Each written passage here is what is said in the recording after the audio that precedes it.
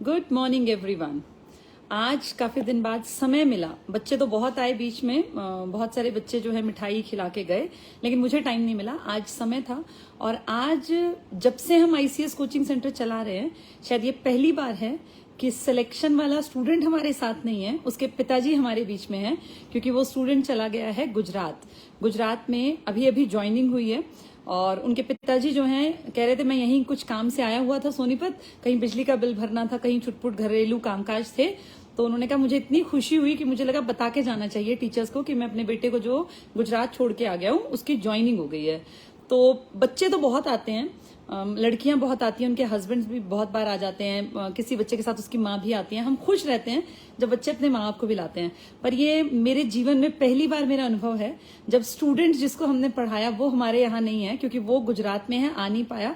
लेकिन उसके पिताजी, जिनका मैं भी बातचीत कर रही थी, एक बहुत स्ट्रगल से भरा हुआ जीवन जिन्होंने देखा, हरियाणा के सोनीपत के पुरखास गांव से निकलकर ये उस जमाने में इन्होंने नौकरी की हरियाणा रोडवेज में।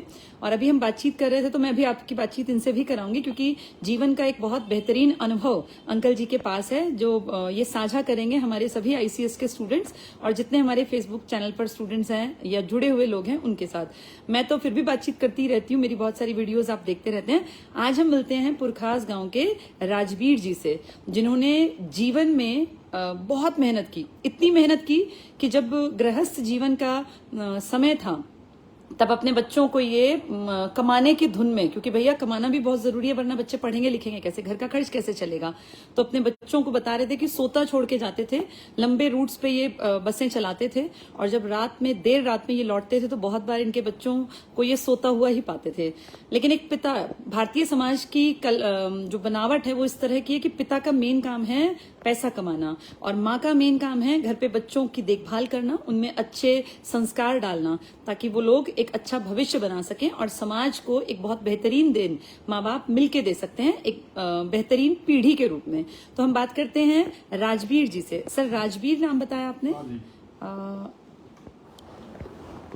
राजवीर सर हमारे बीच में। सर, सबसे पहले अपनी उम्र बताइए।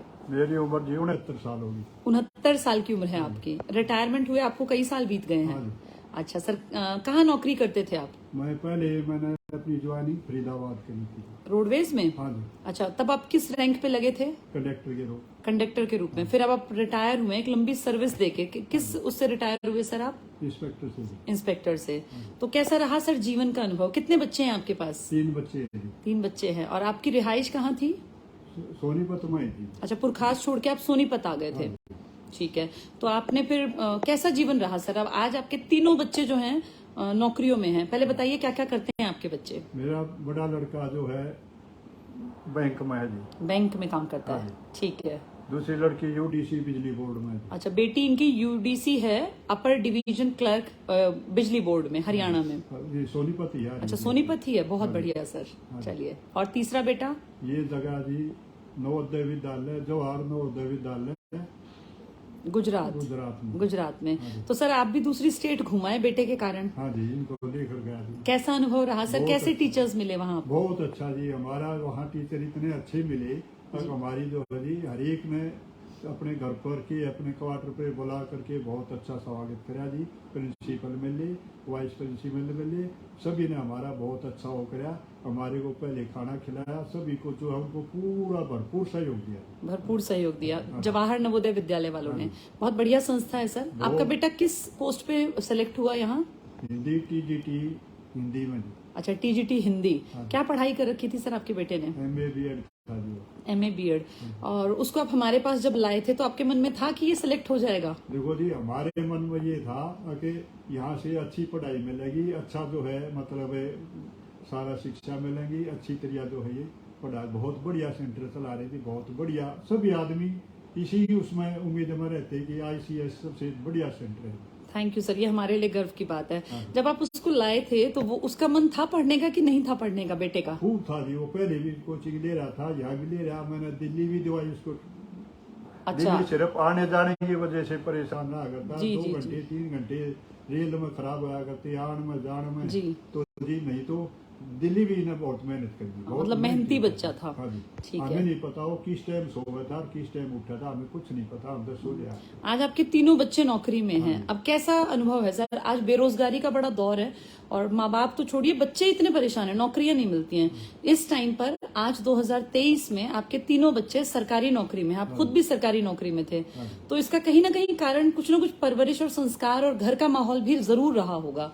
तो क्या लगता है आपको कि आपके बच्चे जो सही रास्ता पकड़े, इसका क्या कारण था? क्या कोई ऐसा मंत्र है जिससे बच्चे जो हैं ठीक रास्ता पकड़ जाएं? क्योंकि आज की पीढ़ी आप भी देख रहे होंगे बहुत गंदगी की तरफ चल पड़ी, नशे की तरफ। लगभग जो बच्चे 16-17 साल के हैं नशे की तरफ मुड़ गए और समाज में बहुत ही बुरा हाल है ना। आप बेटियों को पढ़ने बाहर भेज पा रहे हैं, मतलब एक गंदगी से हर आदमी डरता है। तो उस माहौल में आपके बच्चे सही रास्ता पकड़े, इसके पीछे कारण क्या लगता है आपको? देखो जी, सबसे बड़ा कारण है, मैं कभी शराब पी है, अच्छा। मैं नहीं कोई नशा किया है, बीड़ी का, सिगरेट का, किसी भी चीज का हमारे घर में कोई किसी चीज का सेवन नहीं है। नहीं मेरा बड़ा लड़का करता, नहीं छोटा बच्चा करता। हमें जो है इस बुराई से जो है हम बहुत दूर हैं, अपने घर में ही रहते हैं, अपने घर में ही। जो बच्चे बाहर कम निकलते हैं। जी जी, इसका मतलब संस्कार भी काम करते हैं। हाँ जी। कहीं ना कहीं इनका भी योगदान है। अब सर क्या जीवन में क्या बदलाव आ गया? जैसे अब आप बेटे को छोड़ के आए हैं जुलाई में, अभी शुरुआत में ही, तो अब तीनों बच्चे सेटल्ड हैं। अब जीवन से और क्या चाहिए आपको? आप प्रभु से क्या मांगते हैं अब? और हम तो यही मांगते हैं जी, हमारे बच्चे की तरह दूसरी मेहनत करे, वो भी अपनी मेहनत का फल पावे, और जो मेहनत से ही सब कुछ मिलता है जी। वैसे जो है ना, सोचे से या समझे से या उससे कोई फायदा नहीं। अपना मेहनत करो और अपना फल पाओ। तो मूल मंत्र यही है कि मेहनत करनी चाहिए। बहुत बार लोग कहते हैं सर मेहनत करने से कुछ नहीं होता, और कई कई साल मेहनत करते हैं तब भी रिजल्ट नहीं आते, तो क्या करें? ऐसे बच्चों को क्या संदेश देंगे? मैं तो यही दूंगा जी, हमेशा अपने ऊपर वो रखो, मेहनत करो।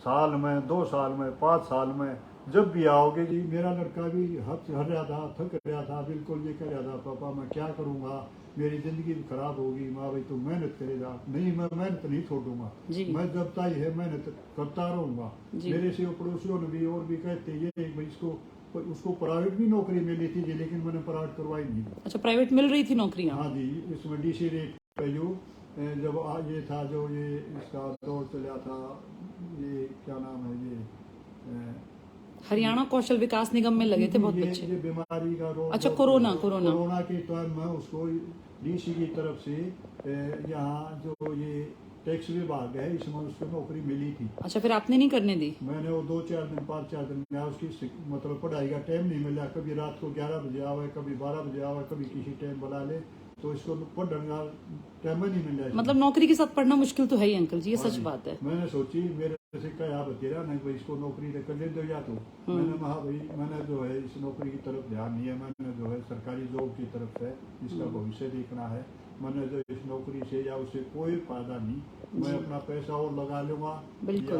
जो भी कुछ सर सबसे बड़ी संपत्ति बच्चे हैं, जिसके बच्चे काबिल बन गए ना। मैं तो अभी आपको कह ही रही थी कि आपने जरूर कुछ अच्छे कर्म किए हैं, आप आज यहाँ इस धरती पर ही स्वर्ग में बैठे हैं सर। जिस आदमी के 3 बच्चे हैं और तीनों काबिल निकले, जिनकी की परवरिश बहुत ही नॉर्मल माहौल में हुई, बहुत ज्यादा कोई ऐसा नहीं कि आप बहुत पैसे वाले कोई बड़े रईसी परिवार से थे, आपने एक छोटी सी नौकरी के दम पे अपने बच्चों को काबिल बनाया। तो आप ये मानिए सर कि आपने पिछले जन्म में या हो सकता है इस जन्म में बहुत दुआएं ले रखी हैं लोगों की, जिसके चलते आज आप जो है खुशी से कह सकते हैं कि जब दुनिया कहती है कि बेरोजगारी का बहुत ज्यादा आलम है, दौर है बहुत भारी भरकम, इसमें आपके तीनों बच्चे वेल सेटल्ड हैं। एक क्लर्क के जॉब में है, एक लड़का जीएनबी में लग गया, और एक क्या बताया था सर, बैंक में। तो बहुत बहुत धन्यवाद सर, बहुत अच्छा लगा आप आए। तो देखो बच्चों, खुशी इतनी थी जी, मेरे रोके मैं एक बार आपकी बात बता देती हूँ जी। सर कुछ और बोलना चाहते हैं, बताइए। मैं ये कहता हूँ, मुझे खुशी इतनी थी कि मेरे से जाते जाते रोका नहीं गया कि मैं जो है सेंटर में अपनी सोचो जहाँ मार्गदर्शन दिखाया बच्चों ने, तो इनको बताना बहुत जरूरी था, सेंटर में आना बहुत जरूरी था, इसलिए जो है ना मैं रोका नहीं गया मेरे से। जी जी जी सर, मुझे बहुत खुशी हुई, क्योंकि ज्यादातर होता है कि बच्चे आते हैं, माँ बाप को हम कहते हैं तो ले आते हैं, लेकिन आप ये पहले पेरेंट हैं, पहले ऐसे पिताजी हैं जो बिना अपने बच्चों के यहाँ आए हैं। और हमारे लिए प्राउड की बात है कि हमारे थोड़े से मार्गदर्शन में रह के इनके बेटे ने जो मेहनत की, देखिए सफलता का मूल कारण होता है इंसान की मेहनत। हर आदमी ये मान के चले 50% से ज्यादा जिम्मेदारी उसके अपने कंधों पर होती है, बाकी थोड़ा थोड़ा योगदान उसके माँ बाप, उसके आसपास का माहौल, उसकी स्कूलिंग, उसके टीचर्स, उसके मित्र और उसके टीचर्स जिनके पास वो पढ़ता है, तो थोड़ा थोड़ा योगदान सब मिलके देते हैं। हाँ, मेजर जिम्मेदारी बच्चे के अपने कंधों पर होती है। तो आम परिवार के जो बच्चे ये सोच के बैठे हैं कि भैया नौकरियां नहीं मिलती हैं या बेरोजगारी बहुत ज्यादा है, तो देखिए अंकल जी ने क्या कहा कि इनके बच्चे मेहनत करते गए, 1 साल लगा, 2 साल लगा, 4 साल लगे, 5 साल, उनका एक लक्ष्य था, उस लक्ष्य को उन्होंने निर्धारित किया और फिर जैसी भी जो भी परिस्थिति आई वो पीछे नहीं हटे, डगमगाए। कई बार उनको लगा कि मैं क्या करूं, जैसे सर बता रहे थे इनके बेटे ने कहा कि भाई इतना टाइम हो गया, सिलेक्शन नहीं हुआ, लेकिन इन्होंने फिर एक सबल पिता की तरह उसको सहारा दिया और कहा कि तुझे पढ़ना है, पढ़ लिख के अपने आप को काबिल बनाना है। आज इनका बेटा हो सकता है गुजरात में बैठ के मेरी वीडियो देख रहा हो। बेटा बहुत बहुत सारी शुभकामनाएं, मेरी तरफ से ढेर सारा प्यार तुम्हें। तुमने अपनी जिंदगी में मेहनत करके वो मुकाम हासिल कर लिया कि आज तुम्हारे पिताजी का भी मान इस समाज में बढ़ गया। ऐसे ही सभी स्टूडेंट्स पढ़ते रहें, आगे बढ़ते रहें, अपने पेरेंट्स का मान बढ़ाते रहें, यही मेरी दिल से दुआ है। All the best, thank you.